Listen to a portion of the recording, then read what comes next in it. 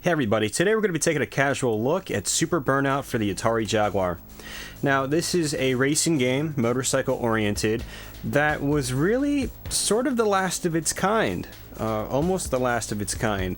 Whereas in 1995, games like Daytona USA, Sega Rally Championship, The Need for Speed, Ridge Racer, those games, fully comprised of 3D polygons, were really all the rage back then, and Super Burnout is the exact opposite. It is completely two-dimensional, with lots of scaling, consisting of two-dimensional sprites, just like games like Outrun, Hang On, things like that, Top Gear.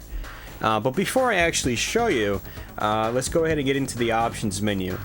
One thing about this game that new players should know, it's a little confusing when you first turn on the cartridge. You can either press A or C to start, which takes you right to your track selection screen. But how do you set your modes? Well, you actually have to press B. It's not like, say, Daytona USA from back then, where you just press a button and then it asks you to pick which mode you want to play, and then, you know, things like that. This, you've got to go to your options menu first if you want to change what kind of mode you're playing, like versus mode or championship mode, which is the main meat of the game, or record mode, which is what we're going to be playing here, which is just kind of like time attack mode. You've got to go to your options menu. So first thing you want to do when you play this game is go to options and pick which mode you want to play. Jaguar cartridges actually save the data and they save the options. So if you just happen to buy this cartridge used, well, by default it might be set on trainer mode. So when you first get this game, you want to go and pick whichever mode you're going to do. So I'm just going to do record mode here. You can also set the skill of the AI, and I recommend doing it on weak if you are if you're brand new to this game. This game does have a learning curve, and having really difficult AI doesn't help that much. And you can set the amount of laps per race, and you can select your bike as well. And there's quite a few different bikes in this game, each with different grips and acceleration and max speeds, things like that. My favorite bike is actually the Punisher, which is a secret bike. And if you like to unlock the Punisher, just go on Game Facts, Game FAQs, and check it out. So once you've got your options set, you can hit C to start, and you can pick which track you want, and it's got some really cool little effects as you change the track. I really like that. And because it's been a while since I've actually played this game, we are going to do an easy track. So let's go ahead and start out here, and you're basically thrown right into the game. And like I said, it's all comprised of two-dimensional sprites, lots of scaling, and pretty fast-paced action as well. By default, you press B to go, and it looks like I've got the control set up to where A brakes, and that's basically it. Super Burnout is actually a very simplistic racing game. It's not too complicated, but as I was saying, there is a bit of a learning curve in this game. If you look at the turns as I'm going, the turns actually get very sharp. And this track is actually a bad example because it has smoother, wider turns, and you don't have to brake as often, which is actually a good thing in my opinion. But some tracks, like I believe America is the first track in the game, I think. Correct me if I'm wrong, but it has quite a few very sharp turns, and in this game, when there's an extremely sharp turn, you have to brake. Usually, you have to brake.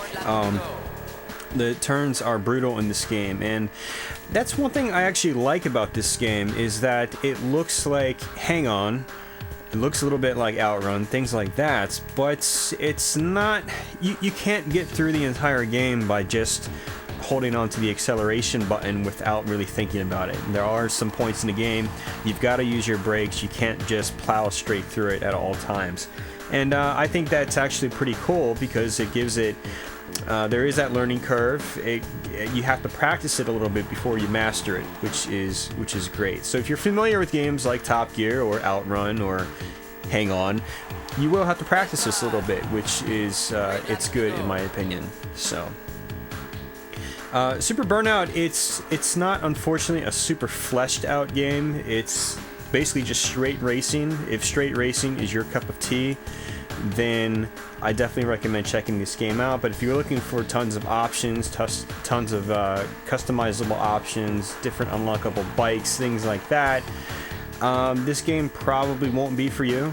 And obviously, if you're looking for extreme realism, this will probably also not be for you as well, naturally, just because of the two-dimensional design it's got going for it to begin with.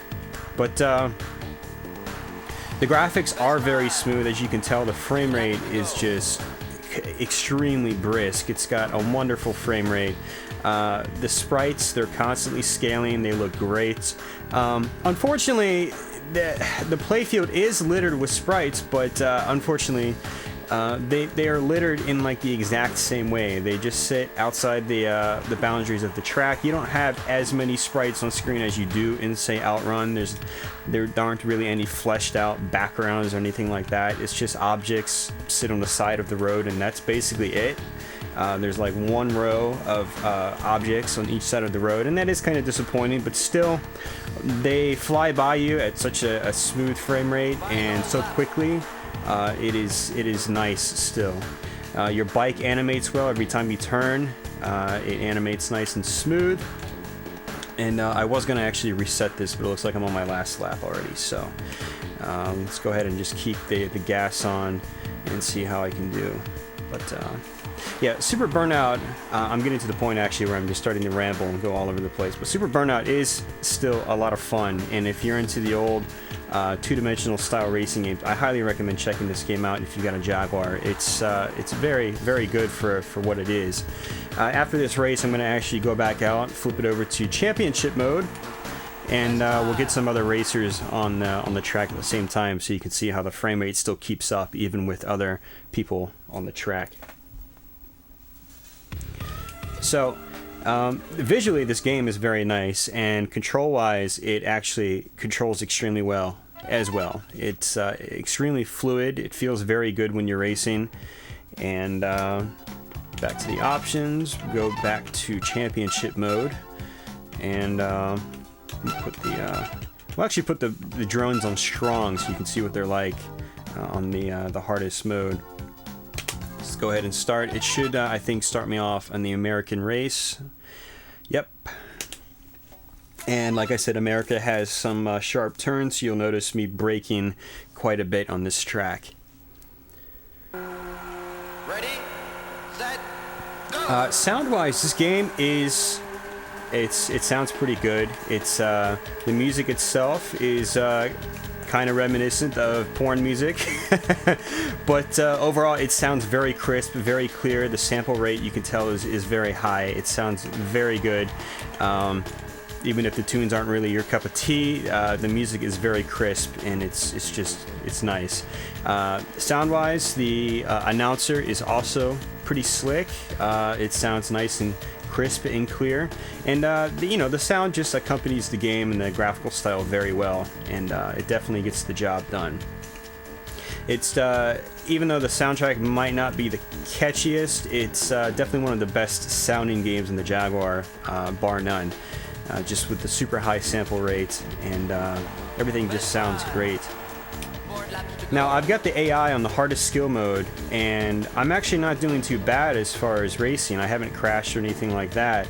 And just notice how on the hardest skill mode they've completely just shot up past me, and there's really, I don't think there's going to be any way for me to catch up to them. It's just, that's how bad the AI is in this game. So if you're playing this game for the first time, I highly recommend putting the AI on a low skill level. So guys, that's basically about it. I'm gonna go ahead and just wrap it up here. That's Super Burnout for the Atari Jaguar. It's not the most fleshed out racing game like I mentioned earlier, but it is still a lot of fun. It looks and sounds great. It plays like a dream. It's a very well playing game. And all in all, if you like two-dimensional style racing games, I highly recommend this game, and definitely recommend you check it out if you got a Jaguar. But that's it, guys. I want to say thanks for watching, thanks for subscribing, and all that good stuff. And I'll be back with another video sometime soon. So until then, guys, take care.